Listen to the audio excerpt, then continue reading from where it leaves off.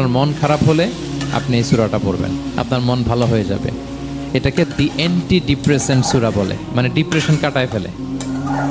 আমাদের এরকম অনেক সময় হয় না যে হতাশ, দেয়ালে পিঠ ঠেকে গেছে, কোনো বের হওয়ার রাস্তা নাই, কই যাব, কোথাও সফলতা নাই, সবাই আমাকে ভুল বুঝতেছে, এরকম মাঝে মাঝে হয় না? আমাদের সবার লাইফে আপস অ্যান্ড ডাউনস আছে।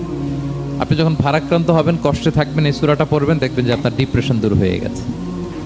তো আল্লাহর হাবিব সাল্লাল্লাহু আলাইহি ওয়াসাল্লাম যখন এরকম ভারাক্রান্ত ছিলেন, চিন্তিত ছিলেন, তখন আল্লাহর হাবিব সাল্লাল্লাহু আলাইহি সাল্লামকে চিন্তামুক্ত করবার জন্য আল্লাহ তাআলা এই চমৎকার সূরাটি নাজিল করেছেন।